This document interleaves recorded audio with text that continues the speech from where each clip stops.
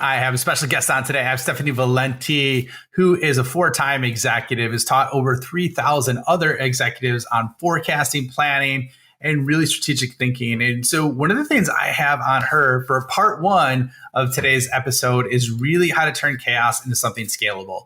So applicable with everything that's happening in AI right now. So I wanted to share her with you because she does an amazing job in terms of talking about this. So you're not going to want to miss this episode. Look forward to having you in there and checking it out. How do you grow like a VC-backed company without taking on investors? Do you want to create a lifestyle business, a performance business, or an empire? How do you scale to an exit without losing your freedom? Those are the questions, and this show is the answer.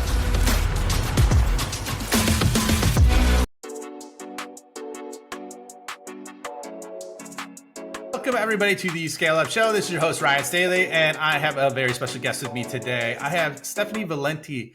Stephanie has done some amazing things. She's a four-time executive operator on the go-to-market side. She's actually done annual forecasting and planning, teaching for over 3,000 executives for some of the biggest companies in the world. I've known her through some circles that I am in. I've been blown away with what she's talking about and what she's doing. Stephanie, welcome. Happy to have you on the show today. Thank you, Ryan. What an intro. Yeah, you just got to Glad to be record here. that and reuse it.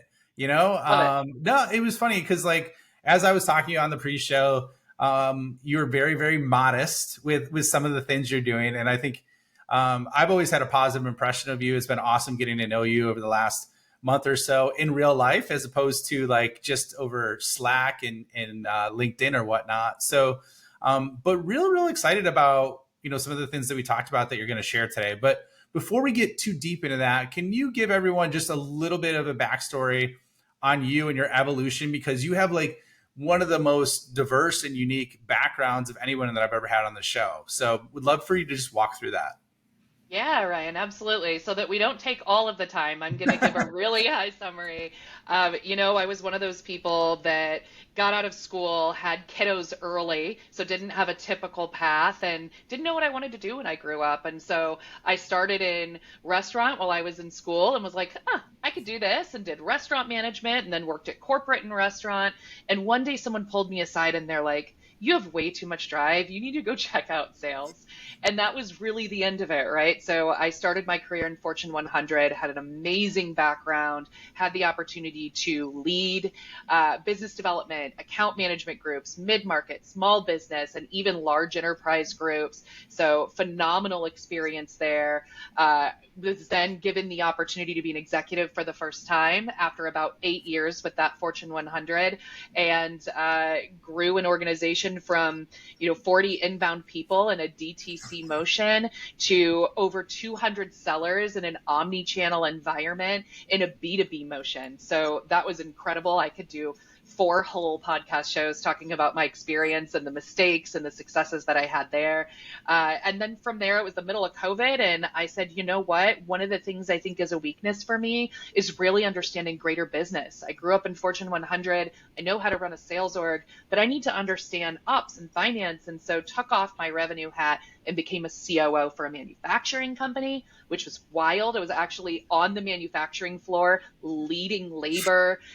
It was a fabulous experience leading HR in the middle of COVID. So learned so much about how to use a little brake pedal when I've always been all gas, right? All go. So wonderful experience, but ultimately wanted to get back into revenue. I missed it and took an opportunity with a services company. So I've got DTC products, went over to manufacturing, and then to services in the HubSpot ecospace as a CRO running total go-to-market. And so just really always learning, taking on new opportunities, leading different revenue models, et cetera. And so always looking for that next challenge. Did a short stint with a healthcare company, helping them stabilize some of their operations before they're set forth with growth. And so that's kind of the story. It's all over the place. It's a lot of raising my hand and taking a lot of risks and jumping into new opportunities in a very opportunistic manner. That's awesome. Yeah, it's funny because like as you're talking through that, it reminds me. So there's a client that I became friends with, and he was a Fortune 1000 CEO. And basically, it was funny because like when he told me the story, I'm like, "How did you start becoming a CEO?" he's like, well, I only had, revenue experience. And so they suggested I get ops experience in this side of the house. So he had to put in his time, get that executive experience as well on the other sides. And then he got basically with a company that was PE backed, became the CEO. Then they got acquired from a Fortune 100, maybe Fortune 500. And then they Wow. actually promoted him to CEO eventually. So Wow. maybe that's what's next for you if that's what you want. I don't know. Maybe not. Maybe. I mean, I've been asked that before, right? Is that the next step? And I think someday I'm still out there, learning and growing and working alongside such fabulous leaders everywhere I go, right? I always learn a little bit of something, even when it's crazy. I learn a little something, and so maybe though, Ryan, I like that. Yeah. It was something that, like, as you're talking, I'm like, this sounds a lot of what I heard before. So, uh, Yeah, but like, I heard you say something like, turning something scalable into from something that's crazy or, yeah, yeah, chaotic, if you will. So let's talk about that. Cause I think, right now we are in a market with technology and how fast things are evolving that effectively is the fastest rate of innovation we have ever experienced in mankind, and it's poised to keep doubling every 9 months. I think Elon Musk just talked about that. And so, like, what's your take on turning chaos into something scalable? Because I think anybody who's anyone would want to understand that a little bit deeper, and I think your depth yeah. of experience across different industries could be great for that. Yeah, yeah. It's definitely something I've seen as a trend when I come into an organization. Usually I'm asking questions in the interview process about how did you get where you were? Like how did you make this growth happen? And maybe there was one fancy motion that worked at the time or something was really hot in the moment, but there's never a I built this structure on purpose and I created these processes thinking 5 years ahead of to where I want to be. It doesn't work like that, right? It's in startup, it's in the moment and let's just throw spaghetti at the wall and see what sticks and then run with it. And so there has to be a point though where you're doing all those things, you get to a growth and it's like, how do we take it to the next spot? And so what has worked for me is really coming in, taking a step back and understanding structure. I love to see if we want to be, let's say you want to be 100 million in the next 4 years, what would a structure look like at 100 million? What roles Hmm. would we need?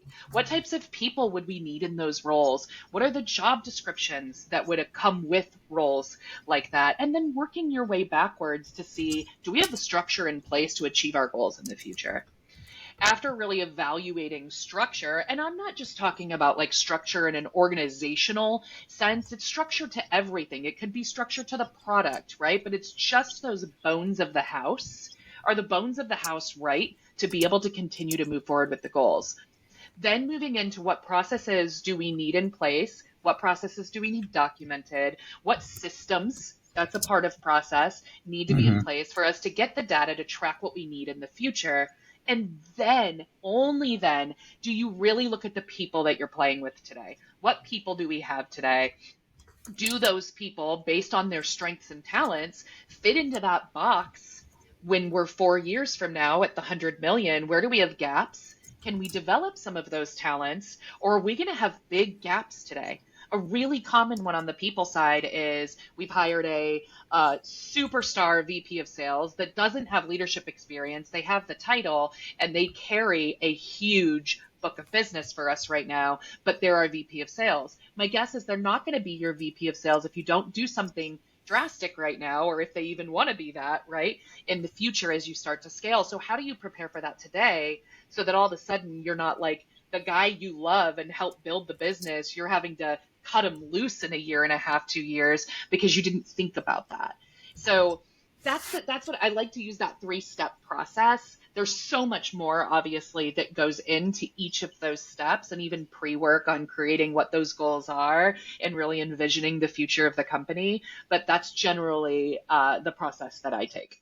Okay, that makes a lot of sense. So you mentioned pre-work, so let's keep going with this. Let's keep rolling. So, is that more the mission, vision, value stuff that you're working on when it comes to that? Totally. Yeah. Mission values.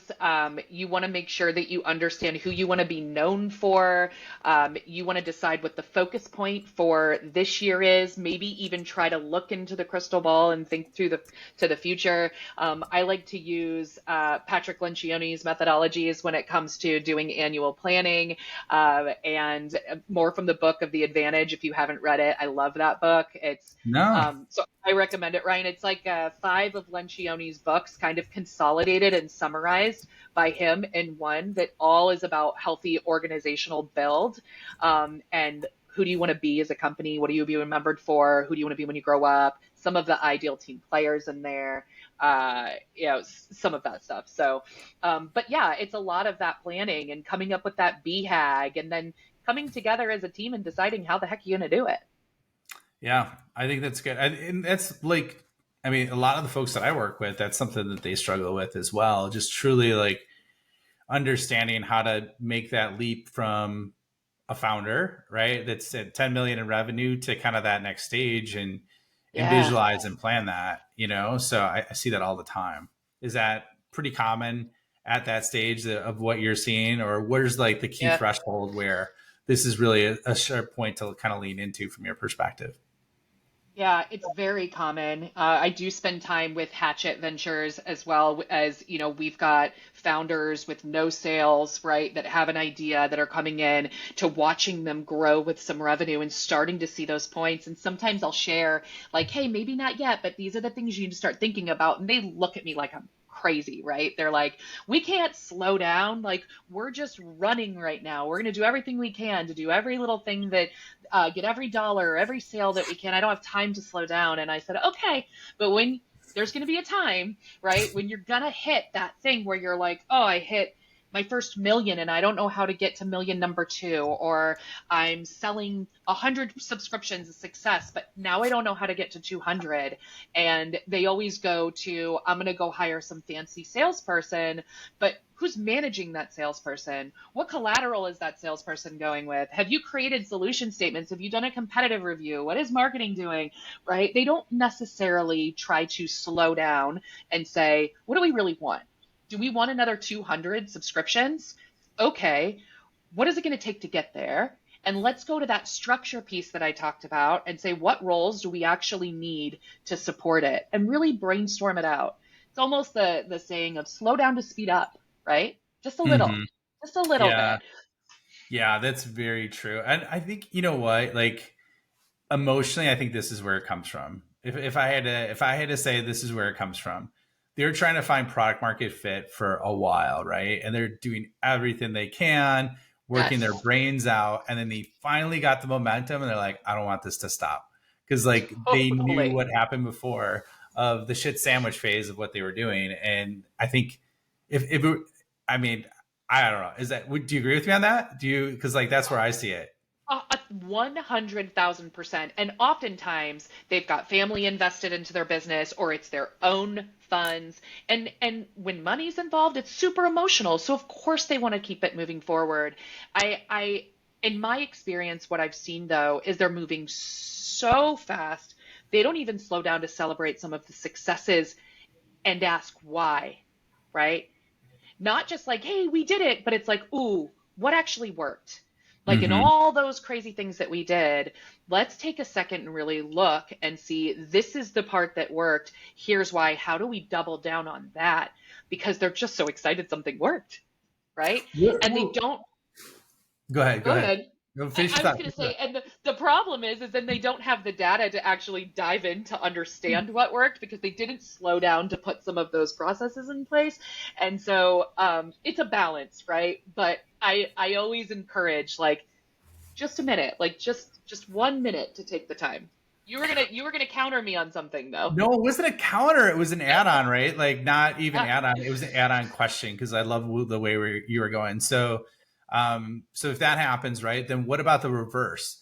What if basically things you have all of a sudden a lot of things start working well. It's not just one thing, but a lot of things start working well. It's like how do you prioritize and prune so that you don't lose your brain as a CEO, as a founder, as a leader, right? Yeah. What's your thoughts on that?